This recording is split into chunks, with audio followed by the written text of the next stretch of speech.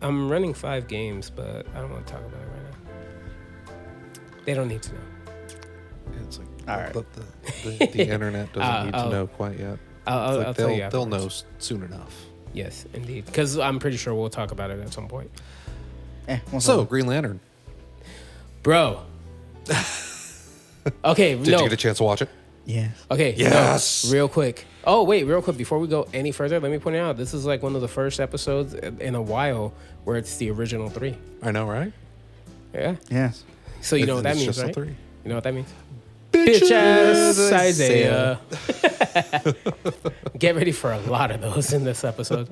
It's a good thing he's not here, actually, because if we were actually talking about Green Lantern, he did not watch it, so. What? Yeah, apparently he was supposed to watch it with his dad, but his dad watched it ahead of time. Oh, dang. Dad was like, nope, I am Betrayal. not weighing. And so, yeah. Okay, real quick, though. Your theory, I'm pointing at John for those that can't see us.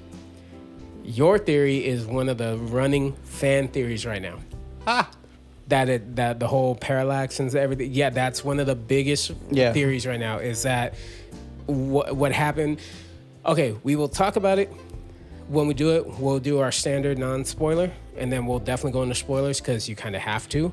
Yeah. And we'll make sure we mark it. So we're just kind of teasing right now. Well, it's like, I'm not going to mark shit, but we'll audibly say. We'll mark audibly. Yeah. Because like I'm not going to put time codes. That's not going to happen. I am far too lazy for that shit.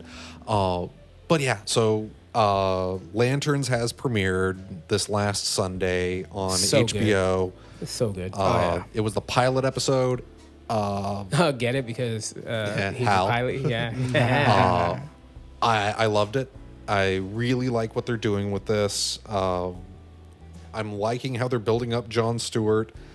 Real quick, kudos to John. You know what he did. I'm just the fact that they showed that, I was like, oh. Well, after Hal dropped like the first F-bomb, I was kind of like, okay, yeah. 100%. So it didn't surprise me too much. I'm just saying. Well, I mean, I'm just saying the fact that for the DCU, this is the first kidding. time they basically showed a sex scene. Yeah, no kidding. And it was just like, whoa, okay. Yeah. I mean, it's in a show. I know, and it wasn't. I mean, don't get me wrong. It wasn't like full blown butt ass naked no, they were like in the truck, but it was like, okay, wow, hi. Yep, it's like apparently Mr. Stewart there has some game. A lot of he wasn't. It was the ring. I know, right? we find out she's what is it, Star Sapphire in disguise. That would be so amazing. Actually, what I think would be really funny is if like she is, of course, like in disguise, obviously, but that she was a manhunter. That could work. Well, that is a running theory, actually. There's also a running theory about her husband that he is a very, very certain person leading to a very, very certain storyline that we've talked about wanting. I don't think that like my theory for her is like this. That's not going to happen. But also for him, I don't think that's a good theory. I don't either. I think there's I forgot what the character was. I saw it like online. There's 2 characters that they say he might be. One connected to Blackest Night, and then there's another connected to just like, a standard Green Lantern villain. Yeah, and because we know Sinestro's going to have something to do with this season. Yeah, he does because they've teased that already by uttering his name. So they showed him too. But yeah, so it's kind of like he is there. He is like a Chekhov's gun type of thing. So we have a lot of Sinestro things going to be going on at some point. But it's like, what does that have to do with Nebraska? Yeah. So real quick, let's go ahead and start. Okay, so non-spoiler right now. Non-spoiler, we will announce. Yeah, I'm not going to say shit about what's going on. Yeah. But. So non-spoiler for any. This show came out. It's been enough time. We can talk about it. So that's why we're going to do non-spoiler. Then we are going to do spoiler because there are some big things. Yes. So the show opens. Like everybody saw the 5-minute clip. I love the fact that the 5-minute clip was the 5-minute clip. It shows us that Green Lanterns were around before pretty much every other superhero in this universe. And Hal has been a superhero for a lot longer than pretty much everybody else. Since 96. Yep. Yeah, or at least 96 was when they show us. I love the fact that Or I'd say that's Nine- when he was like, well, known. yeah, that's when he was interviewed. That'd so be more than- 1950. No, yeah. Was it 50s or 60s when the heroes were starting to kind of come around, but the lanterns have been... I think it's like Because the they said it was 60s, like 10 give or take. years before we realized that we were being. So then that's 80s, buddy. Well, not 80s, I'm but sorry, half. I'm tired. Okay. No, but anyways, no. So, it opens again, like we saw in that 5-minute thing. Little Jon Stewart with his brothers, they're watching it. I still don't get why his brother snatched the remote and turned it off and did nothing. It's like, dude, if you're trying to get him to go to bed, like turn it off and tell him to go to bed. Don't just look at him blankly like that. That was weird. And so, turn it back on. They're watching. And, dad pulls up. He's in the military, walks in. They're like, oh, crap, we're caught. But his dad's like, well, did you get his name? And it's like, Hal something. It's like, okay. So, again, goes outside, does a little bit of William Tell. I love the fact that the little thing of the wall. He's been doing that for years because those bullet trails went up. Yep. So it's been for years. I like... I know there's some people that don't like it, but I like the fact that in this version of it, he's been trained essentially since childhood to become a lantern. Yeah, it's like to live without fear. Yeah. It's like that's been like his father almost effectively beating it into him, but without... Well, we don't know if he did, like, actually physically beat him. Well, no, I mean, technically, he's on a good relationship with his dad because at one point he does call his dad. Yep. And they seem to have a normal conversation. So there has to be some type of good there potentially. There's something there where it's like, okay, was there a level of abuse? But at the same time, it's like, yeah, there's obviously a level of abuse, but how extreme did it get at any particular point? Because we know he has been trained to be without fear, whereas Hal just kind of is too arrogant. Exactly. So goes after that. They, I love that little thing. Gives them a hug. Let's go get a burger. Screw your brothers. They didn't earn a burger. Yep. So then it jumps to 2016. John, he's older. First off, the actor, let's be realistic. I mean, this man, he was born to play this role, let's be honest. Oh, yes. Yeah, it's like seeing him as Jon Stewart, I'm like, yeah, this totally fits. Yes. So, he's just there practicing in the gym. His alarm goes off. He's waiting outside. And then, of course, the bum that is Hal Jordan.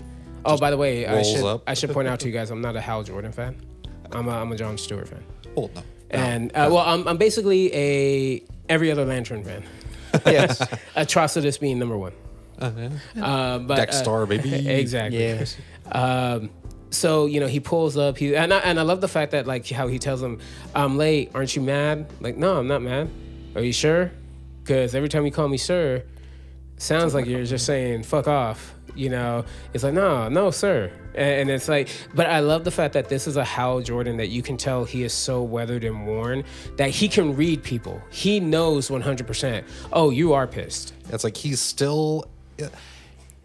had enough of everything, so you could tell that he's kind of over it, but you could tell he definitely knows from his job that he can read people very well. And that speaks to another thing that I think that this show did very, very well. And that's how they're portraying the Green Lanterns. Because this is a detective show, effectively. It's like a mystery, detective, murder mystery. And the way that Hal portrays it is that he is very much a space detective, not necessarily a space cop per se, but a space detective. That's how he's playing it. And it fits. It fits very well. Yeah, and then 100%. And then I love how so it progresses, and then just like what we saw in one of the trailers, the whole they're talking and it's like, oh, you got to teach me this, that, and the other, blah. And it's like, oh, well, here, you want the ring? Here, it's right there. Go ahead and take it.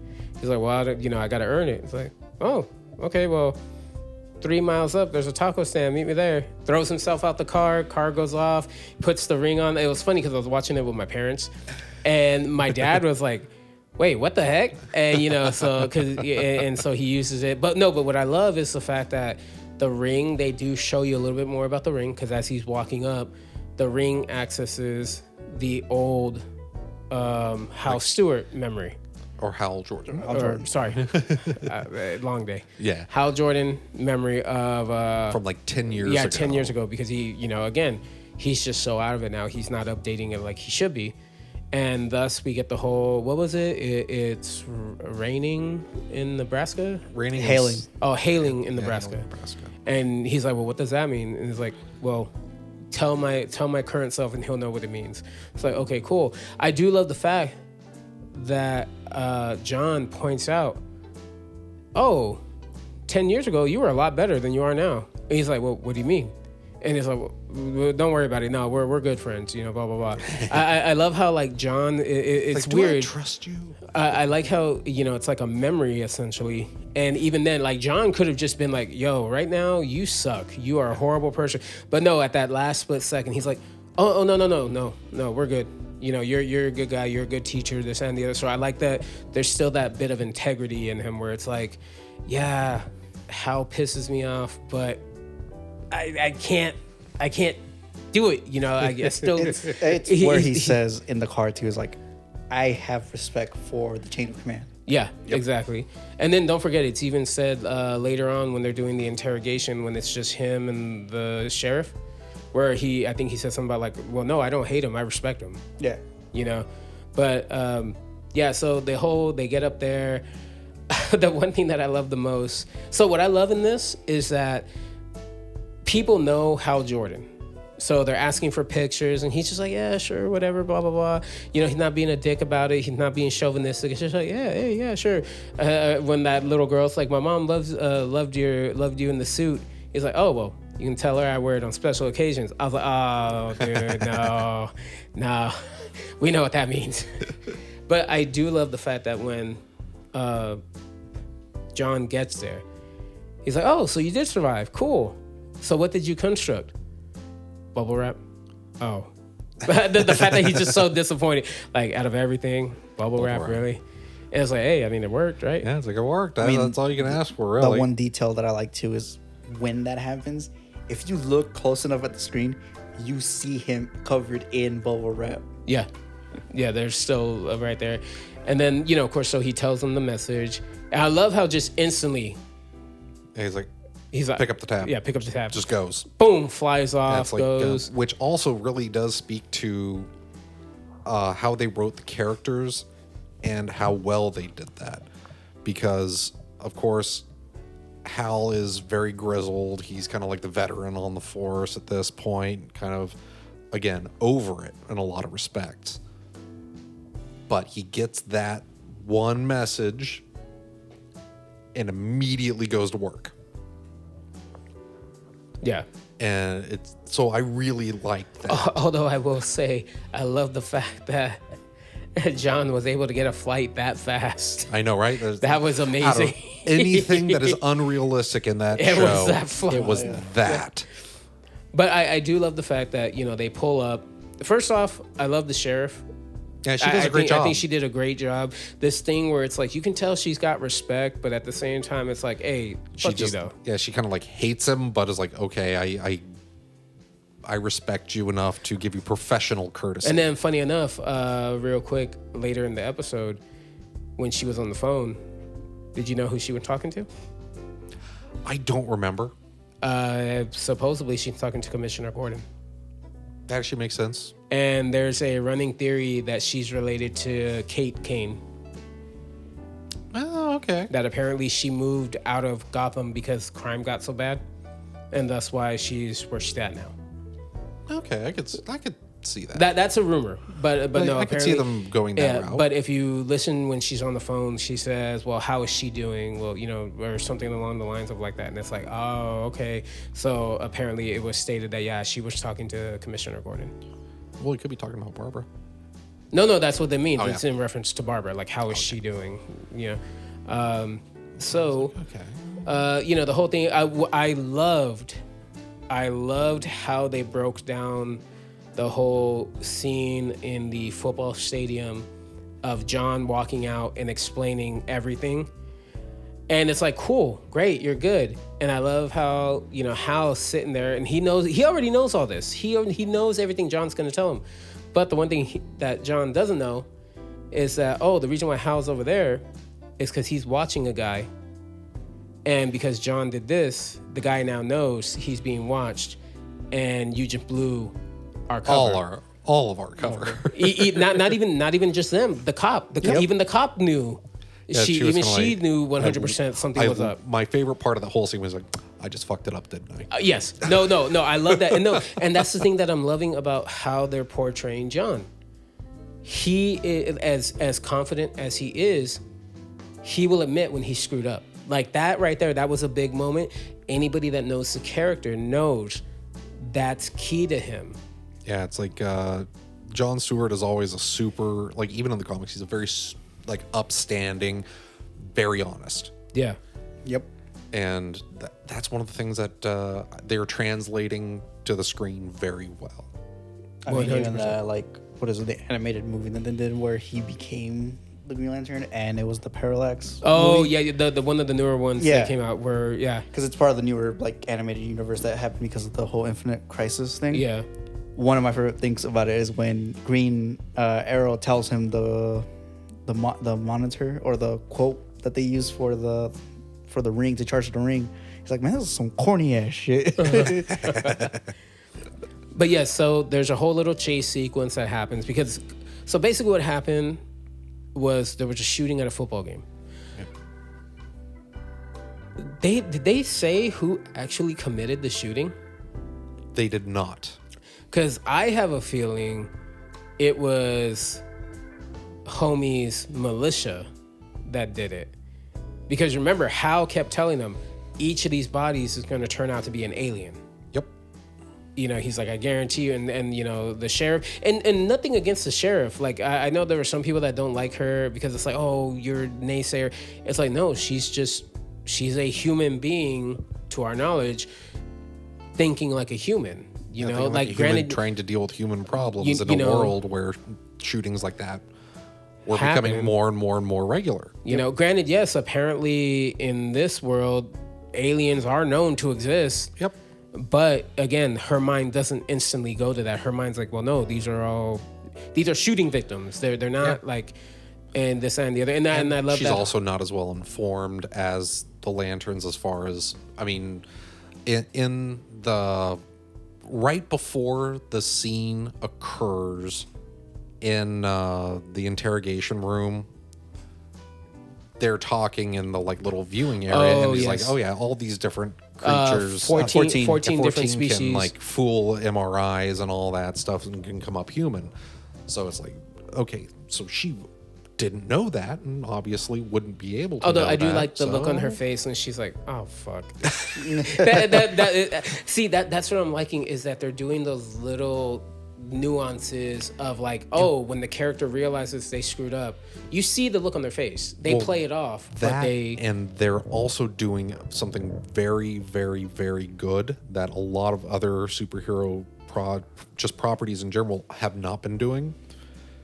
Is the dialogue feels very real. Best form of dialogue in that one. So what's your take on Barack Obama? He was the president. You, a native Nebraskan. That's your take on Barack Hussein Obama. I was just like, wow. But the funny thing is just, I love how that scene played out because we all know, we the audience already know Hal's right. Yeah. But the way that they played it out were like, oh, he's asking him questions. And yeah, the guy's answering correctly. Then he throws in the Harry Potter question. Then he throws in the thing about Barack Obama. Then he starts throwing in all these other ones where it's like, you should not have a textbook answer for these. You should have my opinion, or this is how I feel, and then I love that. And then I just love that little subtle change where he's like, hypothetically, what if I was one? hypothetically, what if I had a bomb strapped to me, built into me that could blow up the biometric bomb, and just going through. And I love how like even Kyle for like a split second, he's like, or not Kyle, but you know what I mean. Sorry, Kyle Chandler. First off, yeah, casting's been great so far. Oh yeah. Yeah, absolutely. Casting 100% been great so far. So that's why I said Kyle, but you know what I mean. How even when he finally starts saying that, you can kind of see where he gets that little bit of like, oh shit, man, it's about to go. Like you can see where he, like it looks like, if I remember correctly, I think he kind of squeezes his fist a little with the ring on it. Yeah, he kind of has that little subtle tell to be like, okay, little like, okay, hold on, just in case. But yeah, it's and then even the guy playing Macon, wonderful. Oh no, 100%. Militia leader who has tons of speculation behind him too. Well, no, that's the one that I was saying that he might be. So tons of speculation behind him. His wife, who is the one that Stuart sleeps with, and I like her a lot because she has an attitude in the right way, where she's just kind of like, when you meet her at the bar, it's just kind of like, oh, this might be some sort of like lantern groupie in a sense. I'm not gonna lie. But then right afterwards, it's kind of like, wait a minute, no, she has some like ulterior things going on, especially like the moment that they get into the truck. Well, I'm not gonna lie, that's why I made that joke about the Starfire thing, because it was just something about how calm and collective she was talking to him, and I'm just like. And then suddenly, it's like, once it's revealed that she's the wife of the militia leader, it's kind of like, oh, okay. And that the guy already fucking knew. Yeah. And there's also like the whole thing where it's like, why is she at the bar? Like, obviously, yes, it's a small town bar, but it's like also that thing where it's like when they go to the court, because again, the fight breaks out in the bar because which is a hilarious. I love that scene. I love that scene, how they're talking, and in the background you just see Hal getting the shit kicked out of him. I thought that was such a funny little ha-ha moment. Before the fight happens, it's gonna look like they're kicking the shit out of me. You might feel tempted to join. I won't. It's like fine. Oh wait, real quick. So we all know how Hal becomes Lantern. Yes. It's like any other origin story. We've heard it a dozen times. The fact that it was spoken in the episode in the bar, and there was no flashback, there was no whole scene showing it. No, it's literally just the fact of Hal telling you it from his perspective. How he was like, yo, this ring just showed up, encased me in a bubble, said, are you afraid? I said no. I got flung 25 miles away, landed, there's an alien. The minute I put it on, suddenly I can hear what he's saying, and I'm like, oh. And and it was just this thing where it's like, that was just such a realistic, like if all of this was real in real world, yeah, that's how somebody would tell it. They're not gonna make it sound all great and grandeur, especially at that point in his life. Oh, yeah. He's just gonna be like, nah, dude, this is what happened. Yeah, it was Tuesday. Because even John goes like, I've heard the story, but I want to hear the real story. Yeah, no, and I love that. Like right there, their chemistry is so damn good. Oh yeah, that's one of the things I was on the text in the chat. I want to see. Oh, yeah. I want to see when Nathan Fillion shows up, because I want to see how he reacts. He interacts with them. But it's kind of stepping back to that bar scene. I know pretty much exactly. Well, there's two reasons that I know why Macon had all the information. One, Hal getting locked up. Yeah. To try to talk to the guy that was the alien. But also, I'm pretty damn sure that the fact that they arrived in town made its way back to Macon, and he sent his own wife over there. I have a feeling I'm sure that that's what's happening there. So I also have a feeling that I'm pretty sure some of those guys are in that militia. Oh, yeah, I wouldn't doubt that at all. You know, it's like because it's a small town, he's operating that. You know, he is a celebrity technically. Yeah. It would get around that. Hey, he's in town. Yep. So we need to figure out where there's lots of little things that are in place that could be elaborated on later in later episodes. And from everything that they've done so far in this episode, I am very keen to see where they go. So it's like this knocked it out of the park for me. 100%. And of course, to kind of give a little bit here, is this show takes place in 2 time periods. Technically 3. Technically 3. Yeah. But it's like primarily 2016 and 2026. Yep. I guess we should get into the 2026 part of it now. Well, real quick, I just want to point out one thing about the court scene. Yep. So I love the fact that, Judge is just going off on him, blah, blah. And I love how he's like, well, I'm a Green Lantern. I'm the Green Lantern. And I love how she's just like, I don't care. Yeah, I don't care. And basically her was saying, are we in space? Yeah, it's like, are we My favorite part was your like, jurisdiction? it's like, in my defense, come on. Yeah, come on. Oh, but I will say, I find it very unique that the lawyer that defends him is not only the sheriff's husband, but is also connected to Macon. Yeah. I believe it's his son, right? He's his son. Yeah, He's because the that's father. Yeah, because Macon's the father-in-law to her. Yeah. So like the whole thing, and I thought that's interesting. It kind of goes back to what you guys just said. Oh, he's in town. Keep tabs on him. Yeah, it's like very much like their eyes on. That's why I like the whole him being the son being the lawyer that kind of keeps him out of it. That's why I feel like the wife knew and was like, hey, this is gonna happen. We need our son to basically help him out. Yeah. No, exactly. Although I will say, before we jump to 2026, I just want to point out. So when they pull up to the ranch,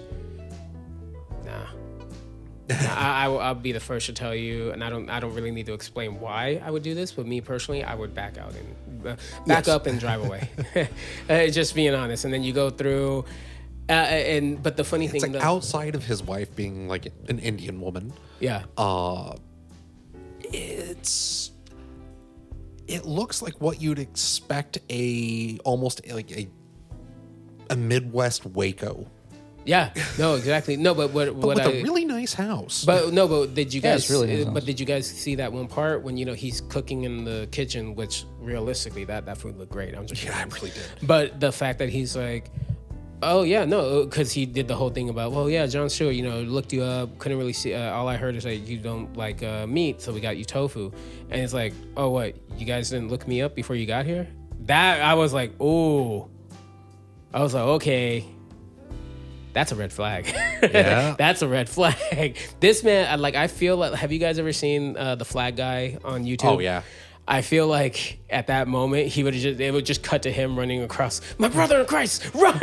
Danger! Because it's just, now it could be a huge red herring.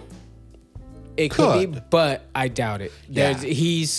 If he's not the main villain, he's connected to the villain. In some degree. I think he's going to be a really, really solid secondary antagonist. Yeah. To figure out who the main antagonist is going to be the interesting part. There's a theory where it's because remember, he goes, I'm not at liberty of saying who owns the house. I was just my employer. It's because my NDA. A lot of the theory is that it's not Lex, but his father. Oh yeah. Oh man. Oh boo. I hate that guy. A lot of theories that it's Lionel instead of. Could make sense. But okay, so now let's go ahead. So all of that. Oh, real quick. The interrogation scene. Only because 2026 there's not too much to talk about, and it's like that's like the big like crux of the episode. And at that point we will go into spoilers because let's be realistic. That's the only real way you can talk about it. Yeah. Real quick, anybody who makes ribs and stuff knows you don't make ribs when the guests arrive. You have to do it beforehand. They got some shitty ass ribs. as a foodie myself, I have to say depends on that. how long they actually stayed. Well, because they did depart kind of like at dusk, and not to mention the fact that he has to feed like a whole militia. That's true. still. But yeah, no, but you're 100%. You're right though. Like, let's be realistic. Yeah. Like, It's like you need to be King of the Hill cooking that taught shit. me one thing. All right, you respect the meat.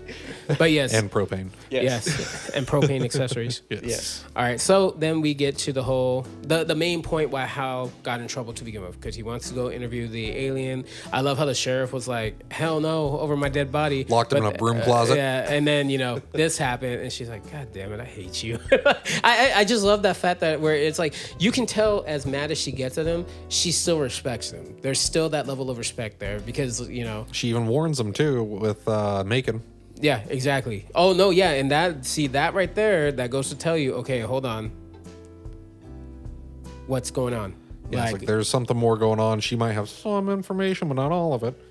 There is a running theory right now, at least for the aspect of it, because of, again, court scene is when her husband comes in. She does not look happy at all. Oh no, she's not. You can tell she's not in a happy marriage. No, the whole theory is that she was kind of talked into marrying him.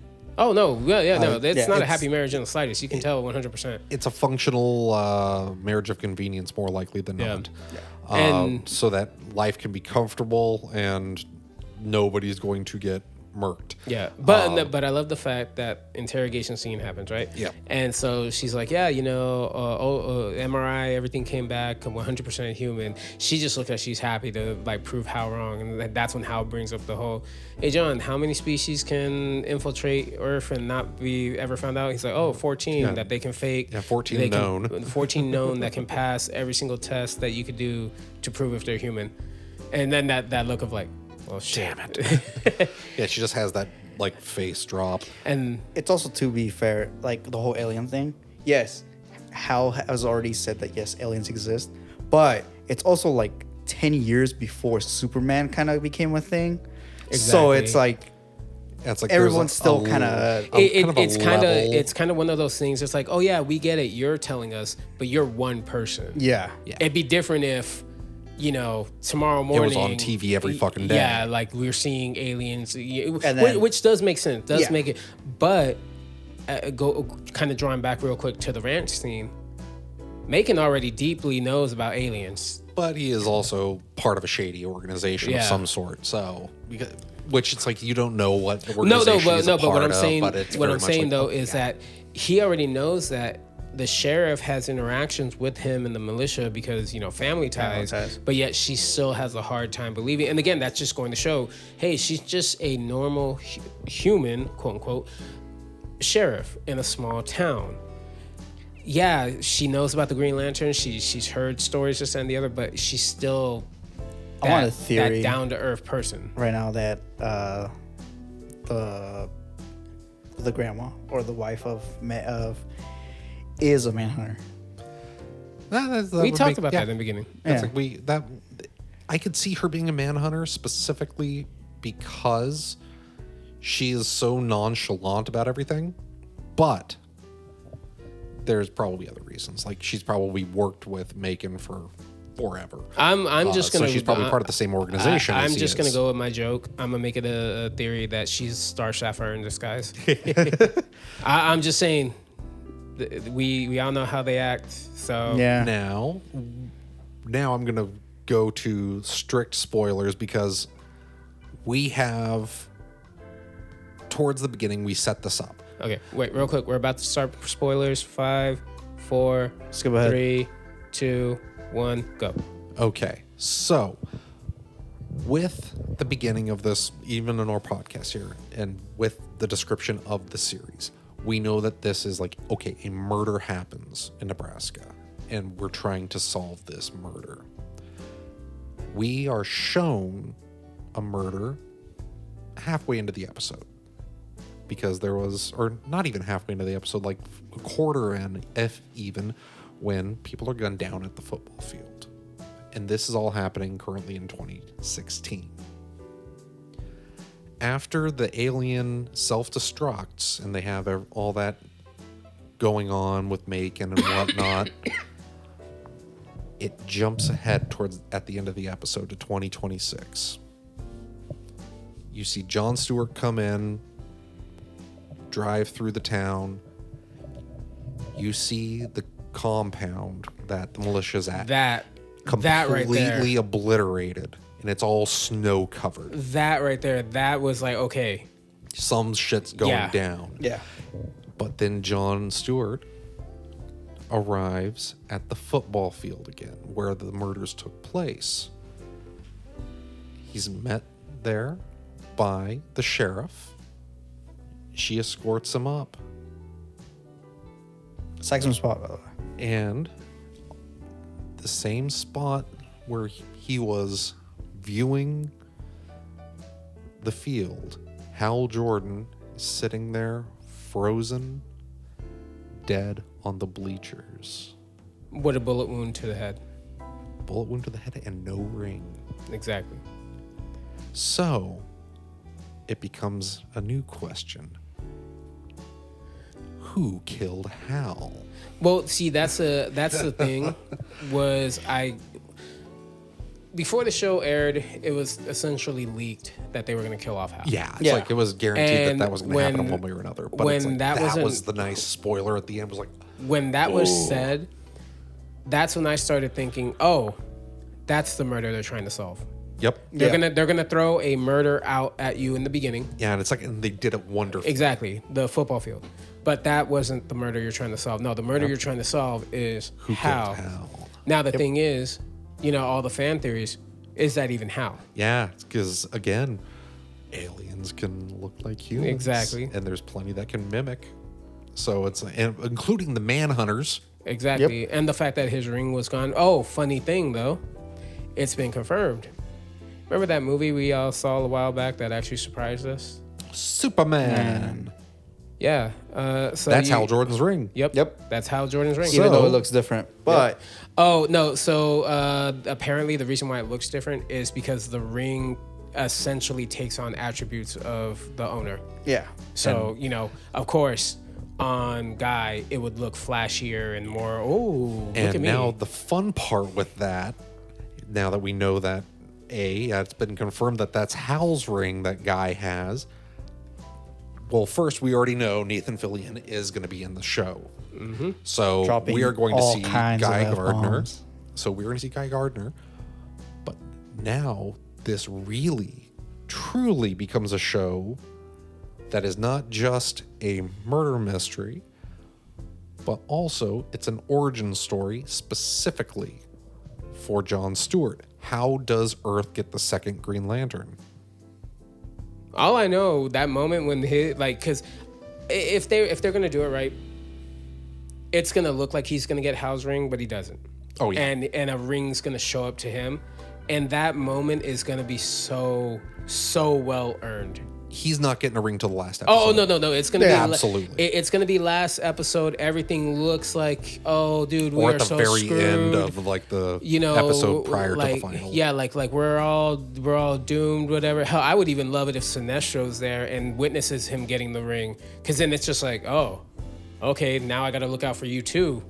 Yeah, no kidding. But yeah, no, I'm with you. I feel like at the it's gonna be the last episode. That last moment, he gets it. He says the oath. Big show of power. And honestly, that's one of the things I really liked. That was Watch us funny. be That wrong, really, and it's literally the third episode. or just like next episode he gets it during the time skip. Either way, though, I'm loving where they're going with it. Oh, yeah. Because the one thing that I'm loving is how they're showing. I've seen so many videos talk about it, but they're showing how like, oh look, Hal was just given the ring. Jon has to earn the ring. And the only reason he's earning the ring is because Hal's making him earn the ring. Yeah. And I'm doing air quotes each time I say earn, because you can't technically earn a Green Lantern ring. Like Has to Hal choose even you. says, it's like he has to choose you.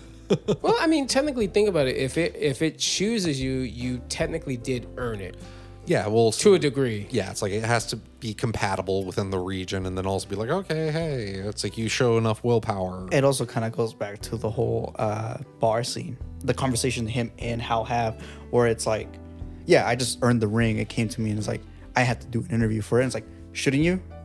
You get all this power. Shouldn't you be interviewing for it? Yeah, I mean, realistically. And I'm like, I mean, he's at a one. Well, and then don't forget, they even stated too how like, oh well, what are they called? The Guardians. The Guardians.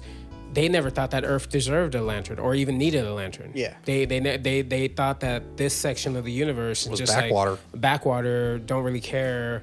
Nothing really shows up here. But obviously, the events of comics, it's like, oh wait, actually, you go over there. And that's why they suddenly start like throwing lantern rings at it like it's fucking literally- gangbusters. It's Just literally they go, just look to the right, grab from the bucket. just throw it. Here, we have. It's like, oh well, Hal's like the strongest Green Lantern of all. So it's like, maybe there's something good on Earth. Here, And then as comics play out and you see what Hal does, and you're like, ooh, yeah. Well, it's like Yeah. funny because Hal's a villain several times, but he always does again redeem himself and everything. But I do hope that they at least plant the seeds for Kyle Rayner. And I have a feeling that It'd by be the nice. time this one ends, okay, so look at it this way. If John gets the ring before the final episode, they're teasing somebody like Kyle or Rayner. They're teasing him, or they're either teasing him, or they're gonna tease. Oh look, the other core, like out of like we might not see them. It might be like, oh, night sky, and you just see a whole bunch of green dots because it's like, oh, wow, okay, why are they here? Yeah. And then that's where it ends. That's if John gets the ring before him, because this show, it's going to end on a big. This is what's coming. Yeah, and then like the fun part will be to see if they do decide to continue the series, like I hope with another so. thing, because this was in production for forever. So I hope that they do more with it, as long as everything else lands as well as the first episode has landed. And it would be interesting to see them do a little bit of something like including some of the other Lantern Corps, especially like because we know Sinestro's in this one, so there's going to be the Yellow Lantern Corps at some point. That's going to be a valid threat. But what about the Red Lanterns? Oh, we're not. Or what about Theory is that Larfleeze? we are going to see one of the Red Lanterns. The theory is, Atrocitus? he's in the show. He's one of the I forgot the actor that plays him, but he was shown in the not the Lantern itself, but the character has been shown in the trailers. And the theory is that that's the main antagonist for the show. Yeah, it's like they've been theorizing like mad. It's been kind of fun to watch a lot of the theories. My random ass theory is that we're gonna get Vandal Savage. That would actually be kind of cool if they introduced Vandal Savage, but Hear me out. This is the reason why. The whole NDA thing and the whole like, how does they have the money for all these weapons and the nice house and everything? Okay, that actually makes more sense now. Now that does make Apart sense. from it being, again, the whole theory like, oh, it's actually Lionel Luthor, which I don't want that to be the theory for it at all. Yeah, it's like Vandal Savage would actually make a lot of sense for that. Yeah. And Because it's like, how do you immortal. get people to essentially agree with the idea of, hey, aliens are technically not good guys and they're gonna do shit to us? You kind of need an immortal that kind of has evidence to a certain degree. Yeah, it's like, not wrong. No, I just imagine, he's like preaching that, and then someone's like, so how did you get your immortality? Wasn't it something from space? The drugs, lots of drugs. Sure. But no, I mean, that could work. It'll be interesting to see. That's just my theory, though. Because I have a I like it. I have a feeling that if we're going to see any other lanterns this season, it's when Hal goes to see Sinestro. Yeah, it's gonna. We're of course we're going to see the Yellow Lantern Corps this season because Sinestro. yes. That what would actually be a cool thing to end on. But we also, it's like it would be nice to see them plant the seeds for specific ones, like maybe a very angry cat. No, it would be really interesting seeing, and this could be something where either that episode with Sinestro, it's at the end, or it's in season finale. We see a jailbreak and we see Sinestro step out of his cell, and you just see, you don't see their faces or whatever, but you see the yellow core there. Yeah.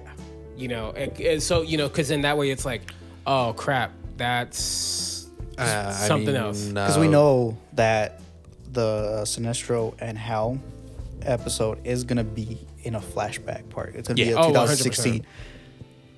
But it's how he's going to get out. Because again, this is a 10, every, like, you know, the time skip thing that they're doing is 10 years. Yeah. So obviously there's going to be a part where Sinestro is already out of the cell. Because again, there's no way he's going to be in prison for 10 years. No.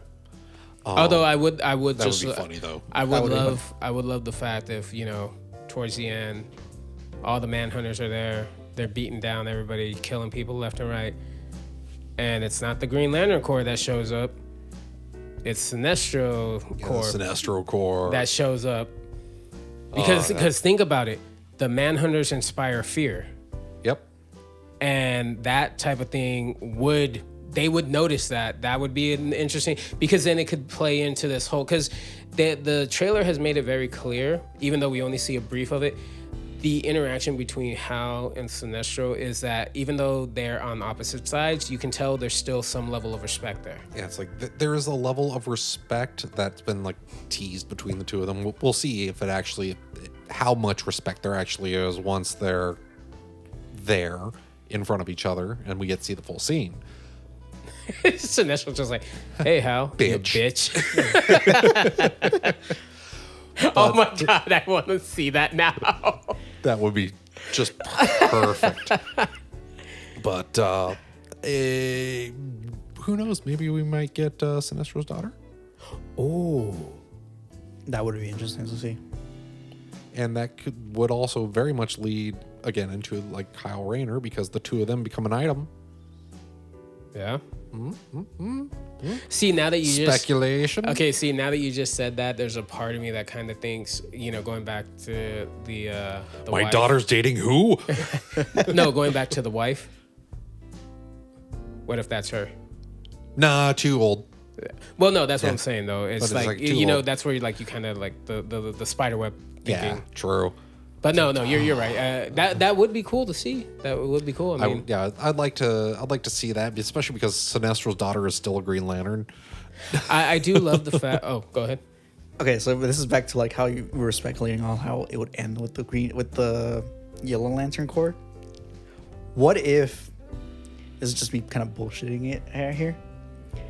John gets a the Yellow Lantern Corps ring, but it changes to a yellow, or to a green one. Sorry, because remember, the original Green Lantern rings in some canons or some stories, the yellow one is originally a green one. Yeah, that was corrupted by Parallax, right?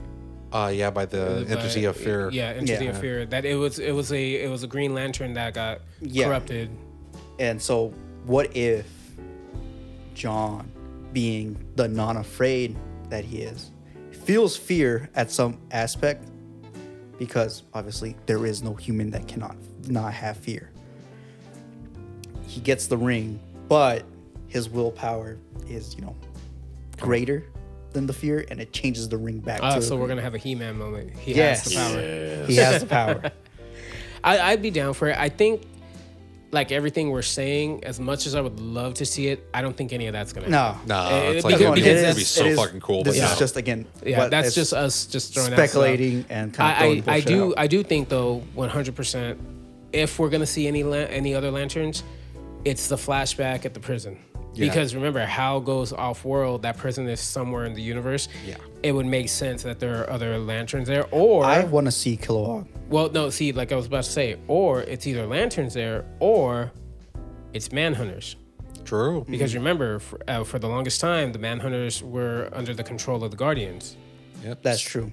But That could be kind of interesting. there is only a very very limited amount of them around left. Because technically, they kind of killed them. Yeah. A majority of them.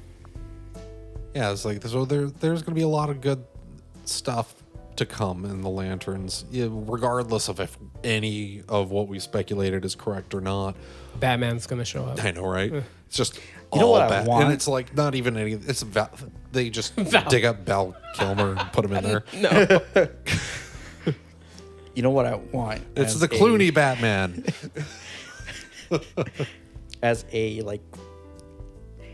Obviously, I don't want it to happen because that it will delete that whole character as itself. But have it be the ring that basically recharges on will itself.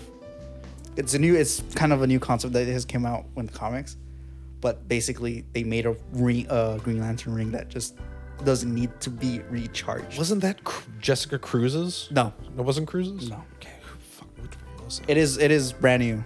Oh, okay, so it's like it is new. It is a brand new one. Oh, okay. I don't think they'll go that far yet. That's I know too that, yeah, new. but again, it Yeah. would be cool to see that kind of being a concept that they're working on. the only Especially because the alien in the interrogation room does mention, it's like, well, did you bring your lantern with you? How much power do you got? the only reason why I don't think they would go that route is because they're banking on the moment the oath is said. Yeah, but They're- also you because know. technically speaking, if you watch the trailers and stuff like that, we see John with the lantern. Yeah, exactly. So it's going to be a matter of when he gets his. I just want Alan. So I just want to see Alan. That is, by the way, the first Green Lantern. Nah, we won't get that. it's like that would be really kind of cool, but no.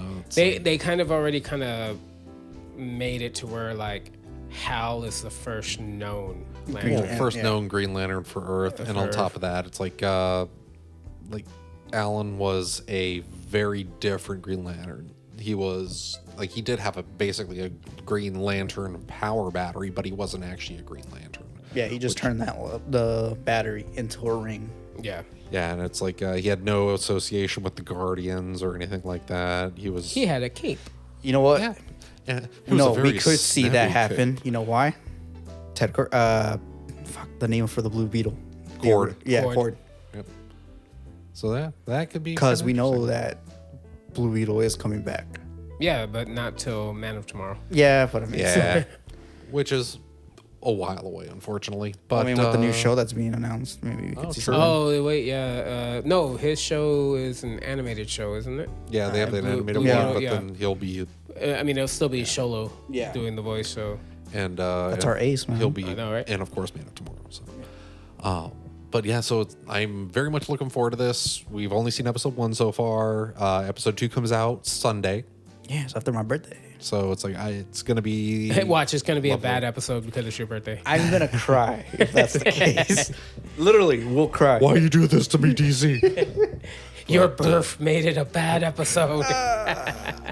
But yeah, so we have 2 days until that comes out. And again, it's like I think it was a really solid fucking episode. Lots of possibilities for speculation, for seeing where things can go, how things have already gone, what type of little kernels that they've left us here and there.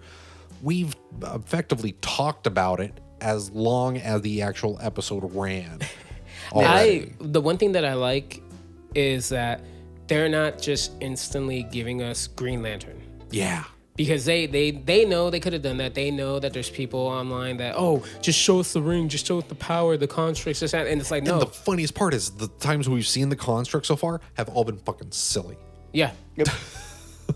We haven't seen the suit.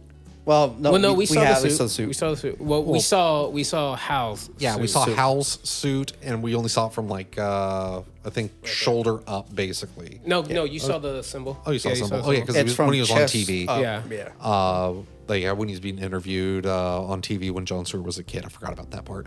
But so it's like we haven't really got much in the way of a suit, at least. And again, because it's the just suit like, seems to be a very like physical manifestation and an actual physical suit instead of a construct. construct suit. Oh, Which no, again, yeah, looking at you, Ryan Reynolds.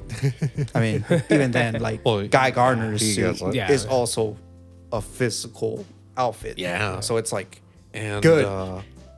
We've seen the constructs and how they're using it, and I think it's hilarious. Oh, the dollar bill, for example. The dollar bill, you just use bottle the ring opener, to make lighter. contract money. Yeah, the dollar bill, bottle opener, lighter, bubble wrap, and Scrunch it. Yeah, that was it. Yeah. right? Well, and then of course like a little protective sphere. Yeah, it's a the sphere for the bomb. But yeah, it's like most of what we've seen the ring do has been bullshit, and I love it. Yeah, no, I love the love fact it. that we're not getting like super big. Oh look, he built a mech suit to fight this thing. No, like It's also like the funny part where it's like in the bar where it's like, well, again, that comment where it's like, you just make money out of the ring, and he's like, Isn't it's that a not little about unethical? it's not about it's not about the power. It's about how you use the ring and when to use the ring. And I'm just like, but you're just using it for bullshit.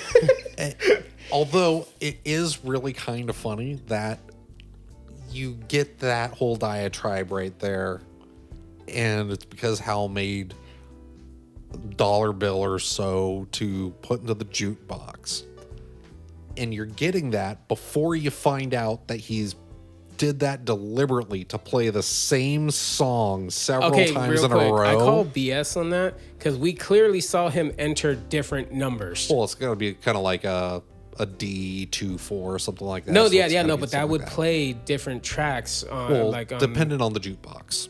Because No, there's some, I still call BS on that. No. Because I've had a couple where you have to hit like a letter and then No. kind of Most like of the them, snack vending No, yeah, machines and most of them shit. you have to, but he clearly was hitting. He hit 143, 143, 143.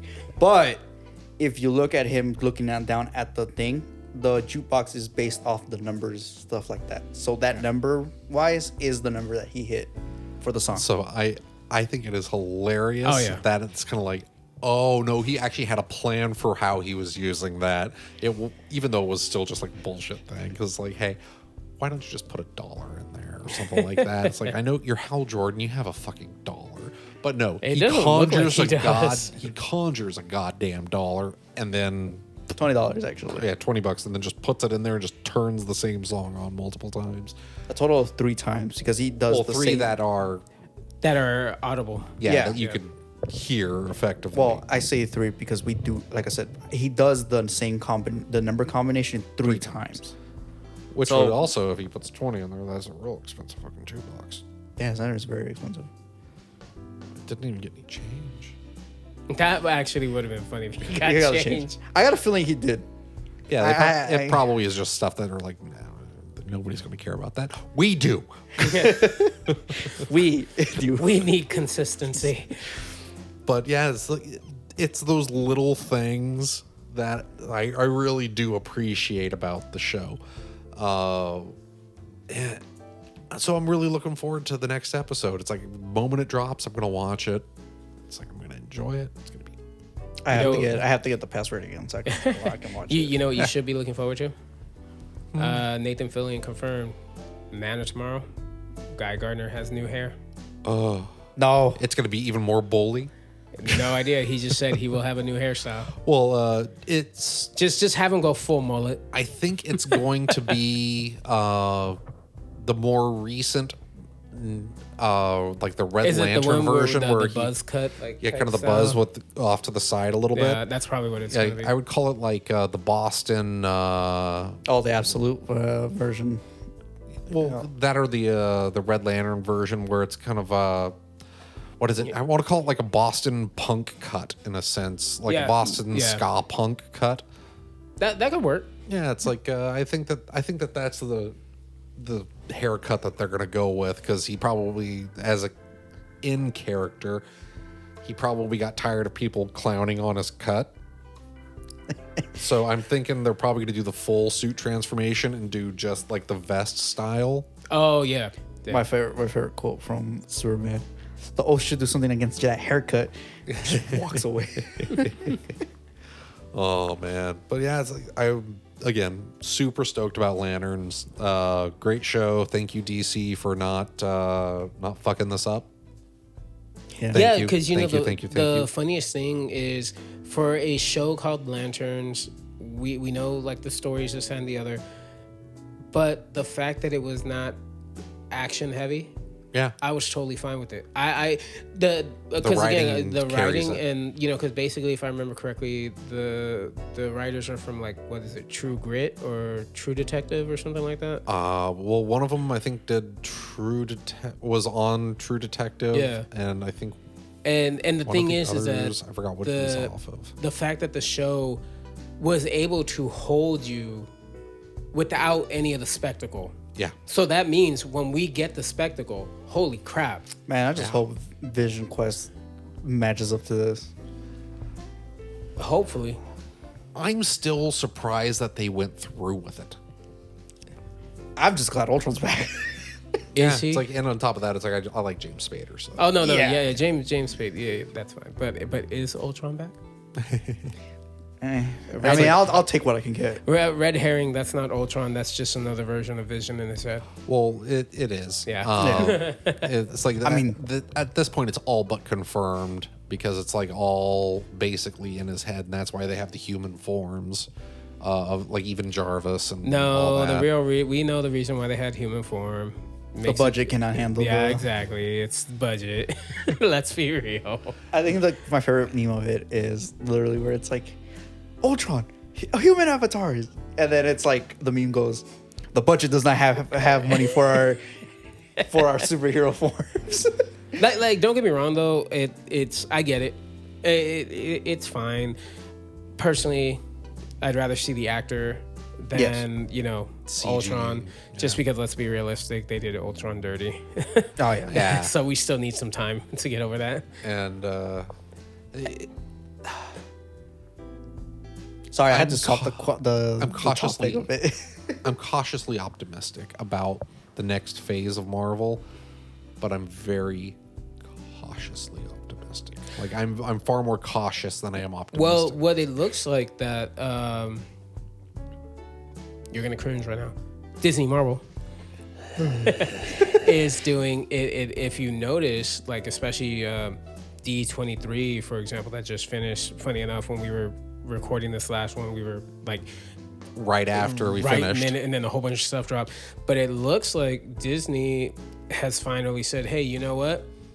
And like, don't get me wrong, I still feel that Wonder Man should get a season 2 because the show was actually good. Like that was one of the shows that, like, funny enough, my dad watches more comic book stuff than I do.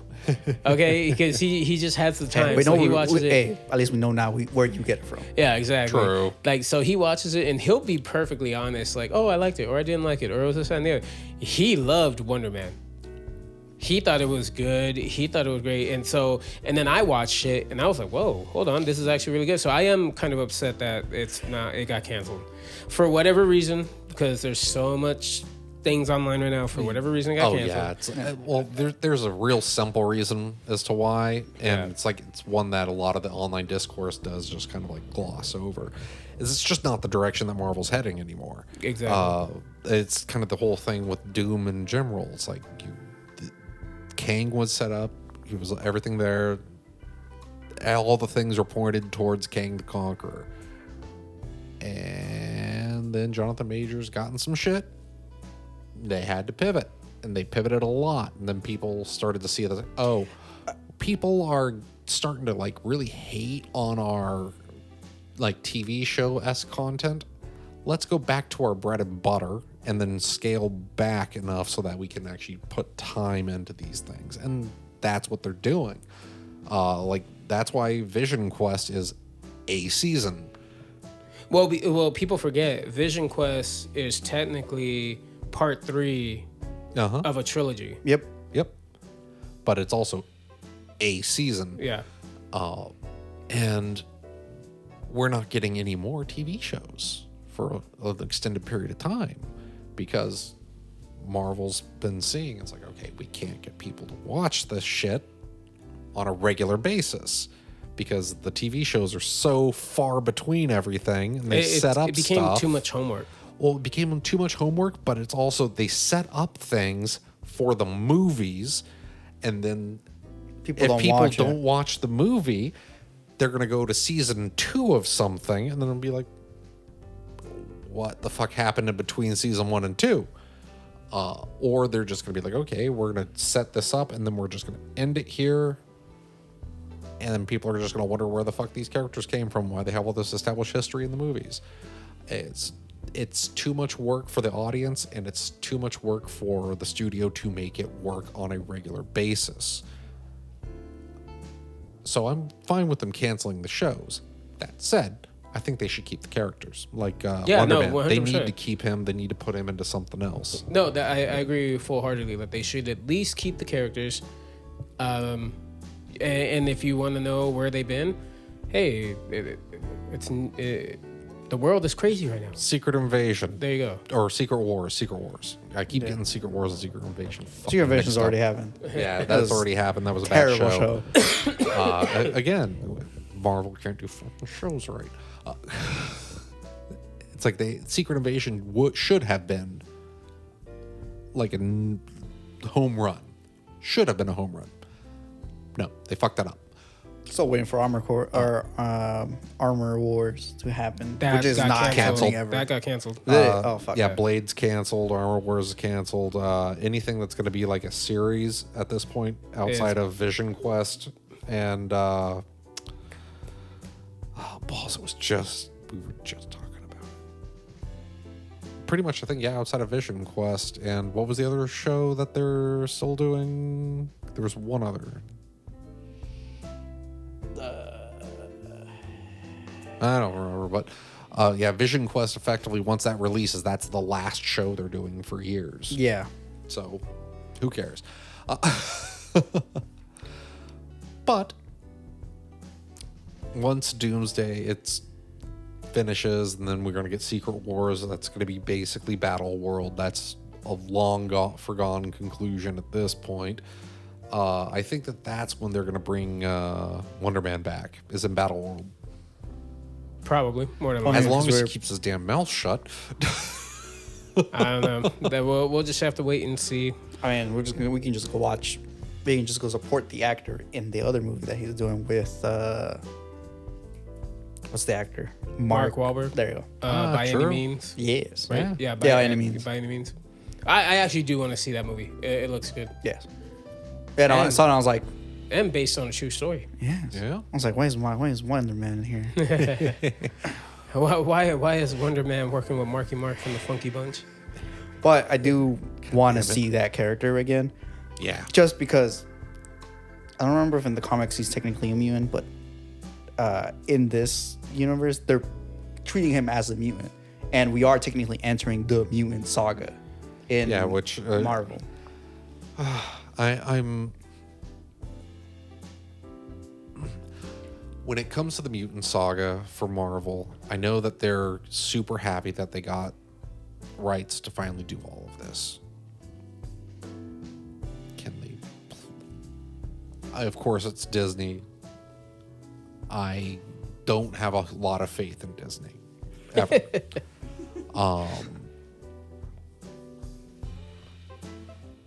I'm just hoping that they don't fuck it up, because I'm already kind of like on mutants in general.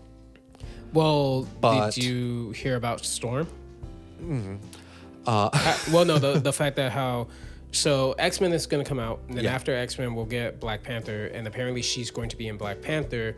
So now the what people are speculating is, after X-Men, potentially any Marvel movie, there's going to be a mutant. There's going to be a mutant attached to the movie. Oh yeah, somehow. I mean, it would make sense for Black Panther because again, Storm. Storm is technically Yeah, His well, no, queen- it's more so just the fact that like, oh look, now that we have mutants, you're gonna be in this one.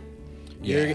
But the problem with that is, so now we're having the problem that Spider-Man movies had when you had Iron Man around, that it's not really a Spider-Man movie anymore, it's Spider-Man featuring Iron Man. And so now you potentially have these Marvel movies where it's like, it's this character featuring a mutant. Yeah. Whichever mutant that fits, the story. Which again, if it fits, cool. But now you're going to start running that risk. And remember, there were people that were complaining about that with Spider-Man movies, was the fact that like, Oh, no, why absolutely. can't he have a solo movie? Well, even we finally got one. Well, yeah, it's Technically. like we got one, but it's like you still also had you could make the argument that it was a Spider-Man and Punisher movie. Yeah. But if if somebody actually watched the movie, it's like not really. It's the Punisher's role to play in That it much. was very, very, very, very supporting. It was primarily a Spider-Man movie, but prior to that, valid criticism. Valid criticism. Fun fact: I saw someone not rewrite, but like tweak some of the scenes from Spider-Man, where instead of it being Hulk in it, it was Connor, because the lizard, Yeah, that could have worked. and it would have been way better. But yeah, it's like, and one of the, it's a blessing and a curse that the Marvel's mutants are so synonymous with Marvel in general, especially in the comic book community, because I think that a lot of things with Marvel could be fixed if they just gave up on the mutant shit and tried to force it on everything in some capacity.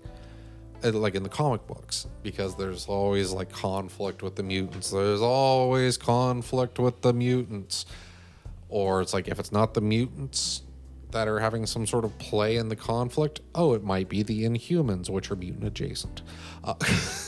But what I think that they do need to do very badly, very, very badly, Are is they Inhumans need canon to the MCU now? Yes. Or old MCU. because I know they have because I know the Eternals are not. The Inhumans, I don't think they are, because they've not mentioned any of it. They kind of wiped that. yeah, because I was like, they have a show. They had the show Yeah. that came out, and I was just like, okay, the Inhumans. Obviously, yes. In the Mom They're going to movie, reboot it. Black Bolt was there. Yeah. So that's where I was like, okay, so we get some Inhuman knowledge. Keep in mind, that Well, was the actually- only time we saw an Inhuman outside of that show. Yeah, that's what I'm saying. Yeah, I'm asking. That's what I'm like. Multiverse of Madness. Yeah. Because even then, Kamala Khan. No, remember, she's a mutant. No. Yeah, Yeah. that's But what I'm saying. originally she's an because Inhuman. originally she's Inhuman, but in the show, I towards the end, they think- were like, "Oh no, you're a mutant." No, I think that's the reason why they made her a mutant, because they are wiping the Inhumans out right now, and they want to come back and do potentially something better down the road. Yeah, they're absolutely going to reboot. Yeah, I think because think about it. They, outside of Multiverse of Madness, there's been no other mention ever of Inhumans. Yeah, that's so why I I like- think that's And what they even did. then, that Black Bolt was from a completely different Yeah, universe completely too. different So one. technically, we haven't seen our universe. Yeah, Black exactly. Bolt. So I think that's what they're. If you had to make an educated guess, that's what they're doing. Is that, hey, we, that wasn't good. You guys didn't like it. We didn't really like it. So put it under the rug. Well, I mean, Don't- even don't then, look in the under there. comics, they've gotten Inhumans gotten so much shit. Like, Oh yeah. But I think the moment that they made Kamala a mutant, Well- that was them really saying, "Hey." There were a don't couple worry about reasons them they right made now. her a mutant. Yeah. And Well, that, no, I'm talking yeah. about specifically for the Inhumans. Well, that was again a whole other. There's a lot of reasons they did that. But I'm just glad mutants are kind of becoming a thing again in Marvel, because as up until now, the only two that we knew of was Namor and Kamala. Has it? yeah, pretty much. And even with that, I mean, you whole- can technically say Wanda and I- Pedro, but No, I'm like, no. Remember, they're miracles.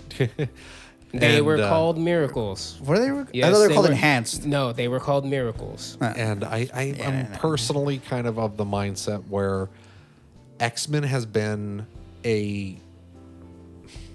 It sucks because I do like X-Men, especially like because I grew up reading X-Men comics.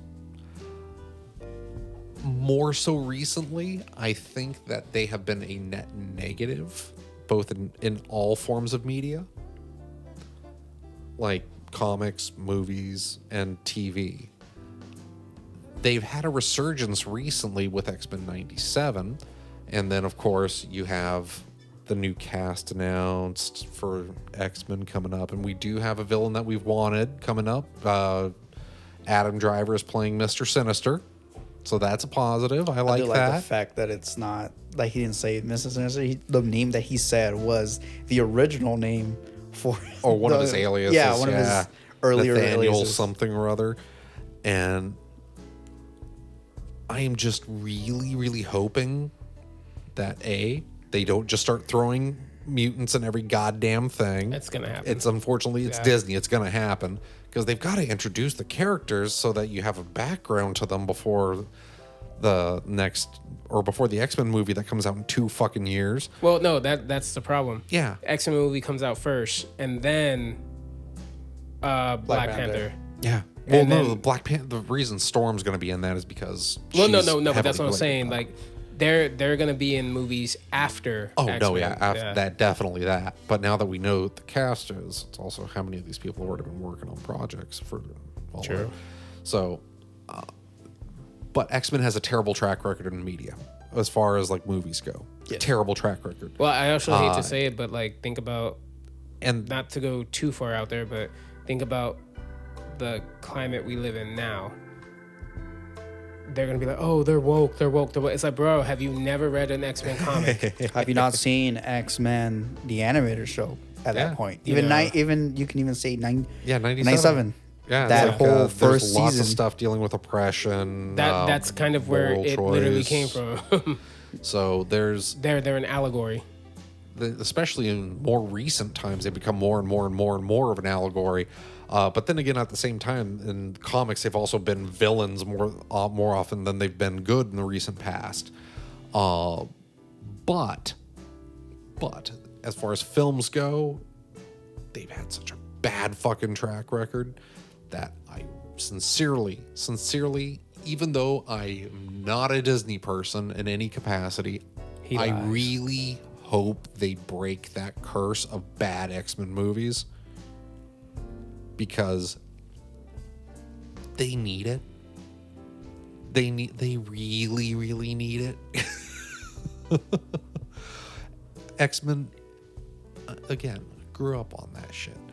They do deserve better. Well, the So only thing they that I'm worried need about to get with the X-Men movie is that, so apparently they said they want to focus on the original group. Okay. It's like, okay, so you want to focus on the original group, then why did you cast Storm? Why did you cast Rogue? Why did you cast Rogue? Yeah. So basically, what I'm worried about going to happen is, oh, you casted them because we're going to follow the original group for the whole movie. In the last 5 minutes, they show up to the school. No, that's what I honestly think is something like that's going to happen, where they're going to be like glorified cameos. I think they're saying they're going to follow the original group as they're going to follow the original group, aka the TV show. No. They said they want to follow the original comic group. Yeah, since they haven't like cast or said that they've cast any of basically almost any of the original characters outside of Cyclops and Jean Grey,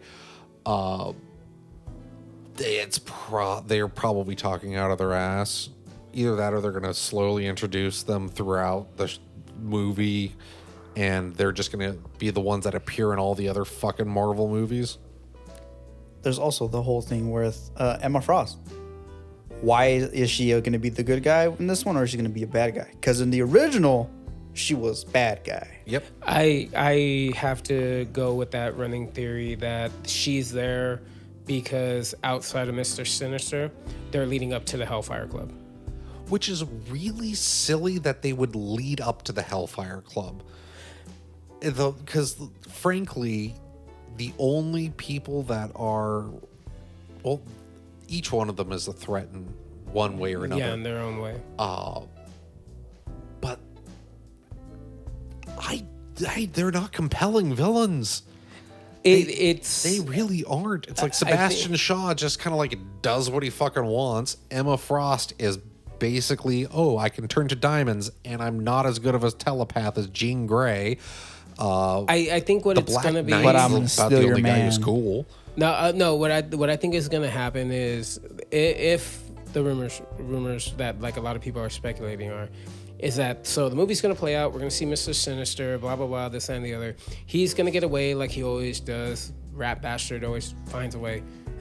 He's like dinosaurs. Life finds a way. Oh yeah. But they're gonna be some type of scene where he's wherever, and he contacts somebody, and it's Sebastian. Or something to that effect. And yeah, they're gonna play the whole thing where like, oh, Emma may be with the X-Men, but she's there because again, she's a double agent type thing. Because I really hope not. It's only because I don't know if it'll happen. I could see Marvel doing it. I don't know if it'll happen, but the thing is, online, if you look everywhere, the Hellfire Club name is starting to come up a lot. And I sincerely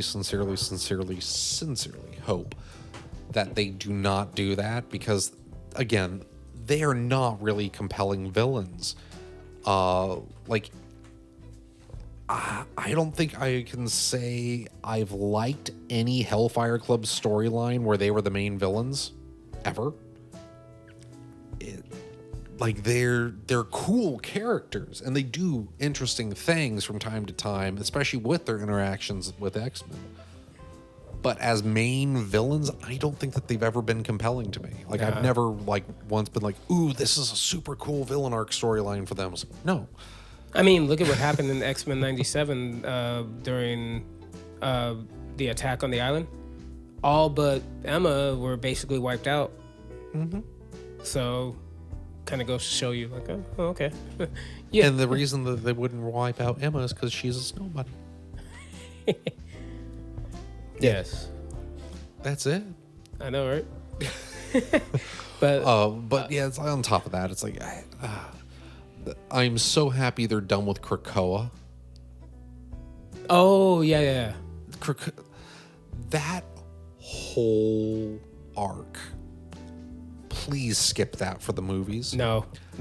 It's like if they gotta Marvel be able is to, going to listen to the bugs that are in here, whatever you fucking do, just never do Krakoa. That was one of the dumbest fucking overarching storylines that was ever put into comic books. The first trailer for X-Men movie, they're gonna say Krakoa. Yeah, I swear to God, it's like I'd be fine with Genosha.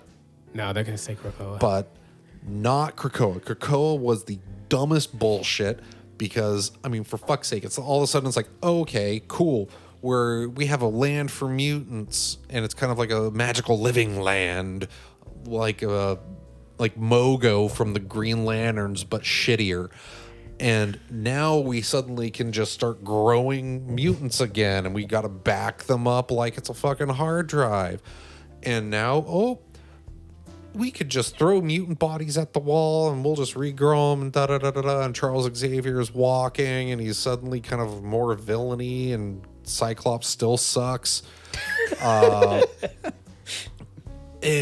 whole thing was just... And they have a council of mutants. And all mutants are welcome. They invite fucking Sabretooth, who then they're kind of like, oh... He's being bad. No shit. He's Sabretooth. They put him in mutant prison. He gets out of mutant prison, leaves a gory message for Wolverine, and then they kill him, wink, wink.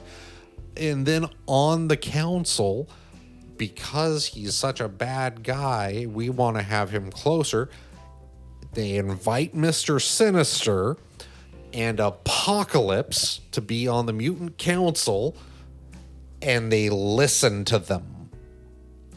Well, that's what you do. I don't see how it was one of the things where it was kind of like that. It was like, I don't even know how long the Krakoa arc in X-Men lasted in the comics, but it was genuinely one of those moments where I'm like, they have made the largest heel turn of any superhero team, and on top of that, they just exploded in the amount of X-Men. It was suddenly like, oh, everybody's an X-Men this week. I have words, obviously. We need to do an episode where you just you have No, the full. they have to do Krakoa, Oh no. but make it the introduction to Apocalypse. Honestly, I don't If think they tweak the Krakoa storyline to make it specifically about Okay, introducing hold on. Apocalypse instead of it being like this is a mutant utopia, then I'd be cool with it. The Yeah, way- by the way, they also got fast travel in that fucking island. Yeah, it's And- through portals. It's the same thing in Marvel Rivals. Yeah, it's like literally they got portals that they could go through and be like, I could be anywhere. And they also had a miracle drug that healed anything. It was the dumbest fucking storyline Marvel So has Charles ever written. Killed everybody on that island by telling them to go through a portal, Yep. except for Nightcrawler. Yep. Because Nightcrawler is the shit, and he becomes Spider-Man. Yep. Because Bad Tony words. Stark decided to become part of Task Force and stuff. Okay, yes, you go ahead. No, he can talk. Oh, okay. So my script idea for the Krakoa Apocalypse thing is have Apocalypse find Krakoa, right? And then his 4 horsemen basically go around kidnapping people. Oh, okay. And then bringing them over there so he can rule over them. Okay. Yes. That's how you get the X-Men involved. Because, again, you could not really a damsel in distress type of thing, but you can use Rogue as the main piece again of it. Be like, her power is the ability to take, Yeah, it's like Powers she away. does have a compelling power to utilize in that regard. it would be like the X-Men movie where they try to do the evolution thing. The only thing is that I don't think they have any plans for Apocalypse anytime soon. in the No, movies. especially No. after the last Fox Yeah, one. he's Ivan Ooze 2.0. Yeah. Hey. No, don't disrespect. Okay, Ivan I Ooze. would say Ivan Ooze 0.5. There you go. There we That go. works. Because you got to come down to Ooze City and let's yeah. get sticky. I love that. That was such a good Power Rangers movie. And on top of that, I still love the song Trouble. Oh hell yeah! It's on, like I have 2 versions of Trouble on my playlist. The Zebrahead did a cover, oh, and then I have the original version that was on the Power Ranger soundtrack. nice. I'm still mad that I bought Ivan, that as a CD single. I'm still Nice. mad that as great as a villain as Ivan Ooze was, we never saw him anywhere else. They brought back Lord Zed, even after Rangers in Space cured Zed and Rita Repulsa and made them human again. They brought him back. You tell me you can't bring Ivan Ooze back? I know, right? Well, and one of the fun parts is like, By the way, I love how we transitioned the Power I know, Rangers. right? Is the differing translations of what's going on and like the villains between America and Japan. It is the wildest fucking differences. Yes. Like Scorpina and Goldar, they're married. Yep. They have a kid. Yep, and it's never addressed in the American shows. Never ever. once. It's like Actually, to my understanding, you never see their child in the No. American show ever. not at all. It's so there's all those differences where it's like, oh, this recontextualizes so much. No, the one that I think, and I know you could go for days on this. Kamen Rider. Oh yeah. Oh, hell yeah. How half of the Kamen Rider shows, it almost seems like a lot of the Kamen Riders are villains. Uh-huh. Or they were, or after they became a Kamen Rider, they became a villain. And then then you obviously you have the group that are A lot of the way for the Kamen Rider, at least from the ones that I've seen, because I've only started watching them. I want to see. which I feel like that we should The do a deep dive on second- that. We should find one of the like really good Kamen Rider series. And, Oh no, I have an idea for that. I'll tell you in a minute. yeah, So go ahead. When I started watching it was during Zero, which is the newest iteration of Kamen Rider. Yep. But I did ended up doing a bit of like fact diving because it started popping up all over my TikTok, and I was Of like, course. "Fuck, okay, I guess I gotta watch this shit." As one does. A lot of the Kamen Riders, they start off as good guys. Yes, they are somewhat shitty good guys to a certain degree, but it isn't until they unlock a specific form of their Kamen Rider ability that they don't know how to control yet, they become a bad guy. and then they learn how to control that form, and it's like the most OP form they do, and that's pretty much it. Do they all become black suit Spider-Man? Basically. So they All go from Spider-Man to emo Spider-Man back to Spider-Man. Well, I mean, if you see what they wear too when they're in their evil phase, the suits look like the one that Black Suit Spidey wore. In Zero, so in Kamen Rider Zero, the main villain is unironically it's AI, and it's called ARC, the ARC system. Yeah. So it starts infecting AIs, and the AIs become these sort of villains that are around. So for his suit, he makes a version of. He makes a code. So he gets the code from the ARC system called I think it's I forgot the name of the suit, but it's all silver. He can't control it at first because it's too much. Too much corruption and too much. So he transforms the first time. He's basically just going all over the place. Like mayhem is everywhere. It takes because it's two cops and then this billionaire guy who also made his own Kamen Rider suit, but his is called 1000. I think it's like 1000 arc, and he can it's basically he changes forms like different styles. Oh, I've seen a clip of that. Yeah. And it's all golden suit. And so it takes all three of them to fight him to stop. And then he gets essentially a dampener for it. But after that, his assistant, which is also an AI, dies. Spoilers. I'm sorry if you haven't watched it. that one listener. No. Yeah, it's like our audience crossover with Kamen Rider Watchers 100%, obviously. Obviously, bitch, as I says, be like, no. But that was 2, by the way. Yes. Yeah. His assistant dies, and then an evil version of the assistant gets made, and she basically gives him the ARC system as the drive. So he puts it on, and he's marking everybody. Like he's killing the whole, because again, it's robots, AI, so it's it's not really murder, but he's destroying everybody.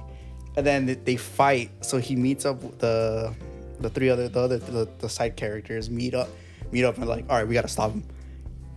He goes to town, dude. By the way, I love the fact that no way, shape, or form does anybody know what he's talking about right now because of how loose his explanation is. I can't go to full detail because I have to rewatch the show again. Now, and most of it has gone. Speaking of watching the show, that should be one of our first videos. Us watching Kamen Rider? Watching and discussing Kamen Rider. Well, no, if we're going to do that, we need to pay respect to a friend of ours. Watch the 2-parter. You know exactly what I'm referring to. Fine. Go back and watch the rise and fall of the Psycho Rangers. Okay, yes. Hey, let's be honest. We'll do that. When we were young and they revealed the Psycho Rangers, we all lost it. Yeah. And then we saw the episode and we were like, oh, okay. And then you see the second episode, you're like, oh. Yeah. But we'll have to do that. And then also,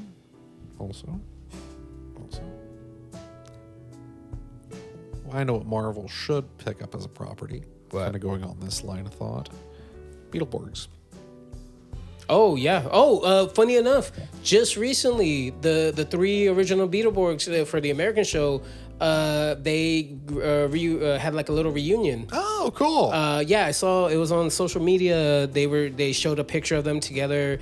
I guess it was just, it wasn't at I don't know if it was at a convention or something, but it was just more so them just reuniting and, hey, what's up, guys? It's that's kind of cool. Yeah. But yeah, it's Marvel should buy the property and then... Well, so my question with Beetleborgs has always been this. Why did they never try to stop the monsters from trying to eat them all the time? They vor fetish. And this has been the Shenanigoons Podcast with your hosts, John, Jose, Josie, and Jose. Oh, also... And now we're officially starting the podcast. Yes. But yes, music has been provided by Kevin MacLeod of Incompetech.com. Find us on Apple Podcasts, Spotify, and YouTube. Go ahead, like, subscribe, follow for more. Give us a couple comments. Let us know what you thought about lanterns. Yeah, it's like, tell us what you thought. It'd be nice to hear. And what's your primary theory going on here? Ooh, what is going on in lanterns? Tell us that down in the comments below. Also, tell us your favorite Power Ranger villain. Yeah. And by favorite, who could beat everybody else? Let's cause discourse in our chat. Yep, and have yourselves a lovely week. We will see you next week with some more lanterns talk because we're getting episode 2. I feel like the next few episodes are just mainly going to be lanterns and then, little stuff to end off. Yeah. Yeah, I'm cool with it. Yeah. I mean, think about it. When Alien Earth comes back, that's basically going to happen. Because, obviously. And besides that, though, get fucked.